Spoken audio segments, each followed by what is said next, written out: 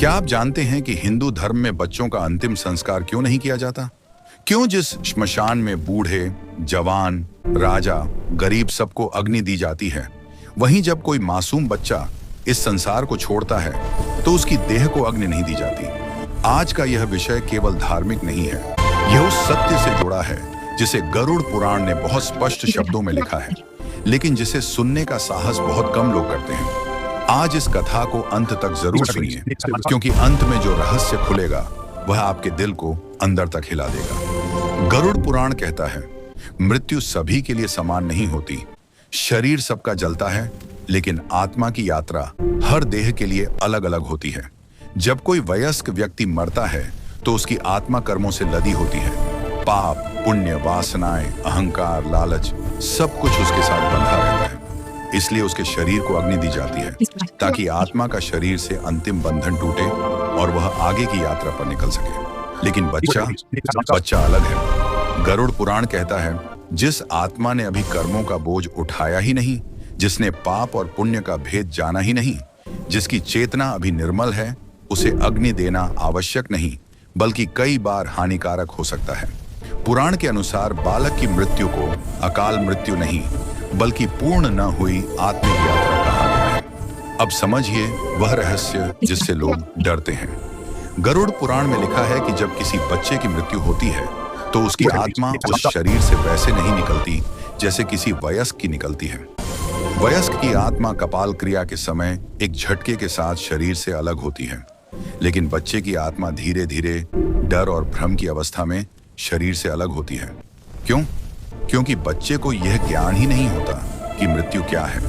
वह आत्मा समझ ही नहीं पाती कि यह शरीर अब उसका नहीं रहा। गरुड़ पुराण कहता है, यदि ऐसे में बच्चे के शरीर को अग्नि दे दी जाए तो आत्मा भय से भर जाती है।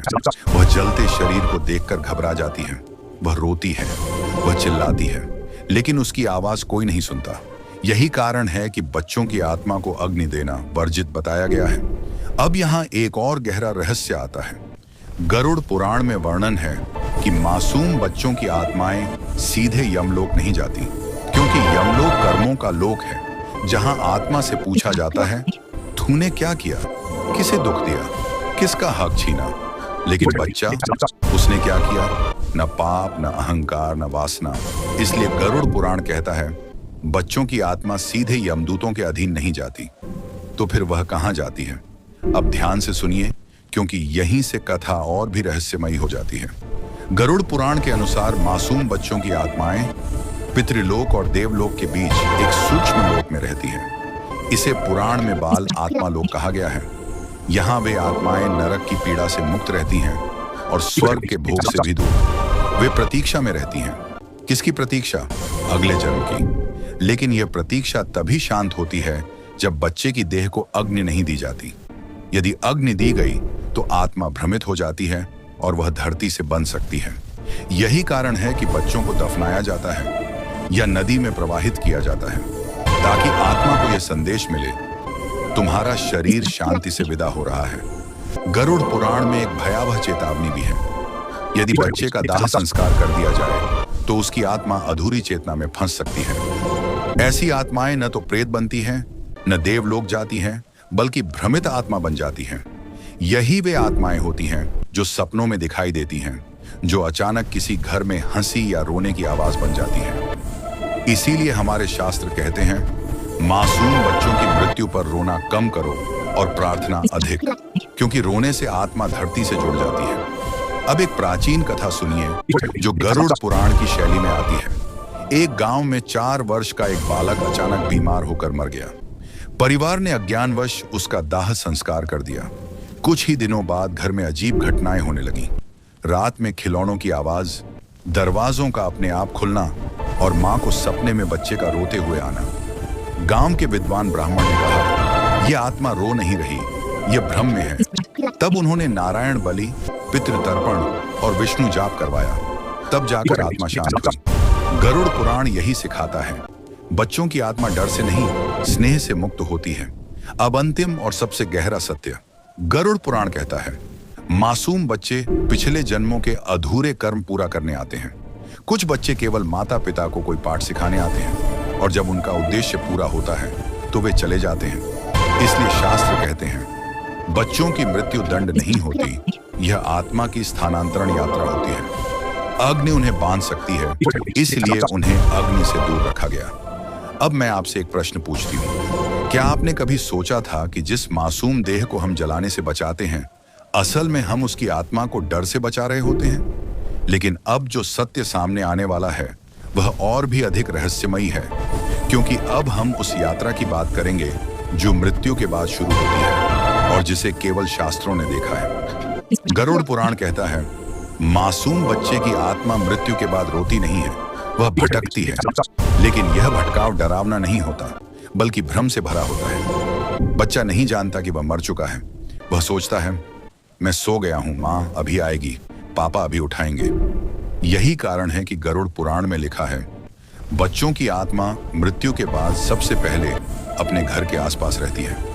वह देखती है अपनी माँ को रोते हुए, अपने पिता को टूटते हुए और अपने खिलौनों को जिनसे वह अब खेल नहीं सकता। यही वह क्षण होता है जब आत्मा पहली बार दर्द महसूस करती है। गरुड़ पुराण में यह स्पष्ट कहा गया है यदि इस समय परिवार अत्यधिक विलाप करता है तो बाल आत्मा धरती से और अधिक जुड़ जाती है और यही जुड़ाव उसे अगले जन्म से रोक सकता है। अब समझिए वह नियम जिसे बहुत कम लोग जानते हैं। गरुड़ पुराण के अनुसार बाल आत्मा को 13 दिन की यात्रा नहीं करनी पड़ती। उसे वैतरणी नदी नहीं पार करनी होती। उसे यमदूत डराते नहीं, उसे नरक के द्वार नहीं दिखते। लेकिन यदि परिवार ने अज्ञानवश दाह संस्कार कर दिया तो आत्मा को यमलोक के द्वार तक अधूरी चेतना में खींच लिया जाता है और यही वह स्थिति होती है जहां आत्मा टूट जाती है। इसलिए शास्त्र कहते हैं बालक की मृत्यु पर शांति रखो, कथा सुनाओ, भगवान का नाम लो, लेकिन श्मशान की अग्नि मत जलाओ। अब एक और डरावना सत्य गरुड़ पुराण कहता है कुछ बाल आत्माएं पिछले जन्म में अधूरी रह गई थी। वे पूरा जीवन जीने नहीं आई थी, वे केवल एक कर्म पूरा करने आई थी। किसी माँ को करुणा सिखाने, किसी पिता का अहंकार तोड़ने या किसी परिवार को धर्म की ओर मोड़ने। जब वह उद्देश्य पूरा हो जाता है तो आत्मा वापस चली जाती है। इसलिए कई बार देखा जाता है कि बच्चा बहुत कम समय में माता पिता को अत्यधिक बदल देता है। गरुड़ पुराण कहता है ऐसे बच्चे देवांश आत्माएं होती हैं और देवांश आत्माओं को अग्नि देना देव कार्य में बाधा माना गया है। अब समझिए वह रहस्य जिससे लोग डरते हैं। यदि बाल आत्मा को दाह संस्कार के कारण भय लगा तो वह अगले जन्म में डर लेकर जाती है और यही डर उसके अगले जीवन में अकारण भय, अकेलापन और अनजानी उदासी बनकर उभरता है।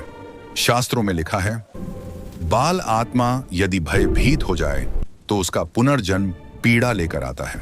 इसलिए पुराने समय में बच्चों को नदी में प्रवाहित किया जाता था या धरती में ससम्मान समाधि दी जाती थी ताकि आत्मा को शांति मिले, डर नहीं। अब एक कथा सुनिए जो गरुड़ पुराण की आत्मा से निकली है। एक आर्षि के आश्रम में एक बालक की मृत्यु हो गई। शिष्य रोने लगे पर आशीष शांत बैठे रहे। शिष्यों ने पूछा गुरुदेव आप रो क्यों नहीं रहे?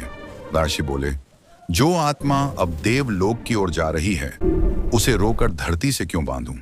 और फिर उन्होंने बालक के शरीर को अग्नि नहीं दी बल्कि पीपल के नीचे समाधि दी। उसी रात ऋषि को स्वप्न आया। बालक प्रकाश में खड़ा था और बोला गुरुदेव आपने मुझे डर से बचा लिया। यही गरुड़ पुराण का सार है। अब अंतिम और सबसे बड़ा रहस्य गरुड़ पुराण कहता है जो बच्चे अग्नि से बचाए जाते हैं वे अगले जन्म में तेज बुद्धि, गहरी करुणा और आध्यात्मिक झुकाव लेकर जन्म लेते हैं। लेकिन जो अग्नि में जलाए जाते हैं उनकी आत्मा को अधिक समय लगता है अपने संतुलन को पाने में। इसीलिए शास्त्र कहते हैं बच्चों की मृत्यु शोक का विषय नहीं, समझ का विषय है। अब मैं आपसे एक प्रश्न पूछती हूँ, क्या आपने कभी देखा है कि किसी छोटे बच्चे की मृत्यु के बाद परिवार का भाग्य अचानक बदल जाता है? अगर हाँ तो शायद आपने एक देव यात्रा को अनजाने में देखा है। अगर यह सत्य आपके दिल को छू गया हो तो कमेंट में ओम शांति लिखिए। और अगली वीडियो में हम जानेंगे बच्चों की आत्मा अगला जन्म कैसे चुनती है।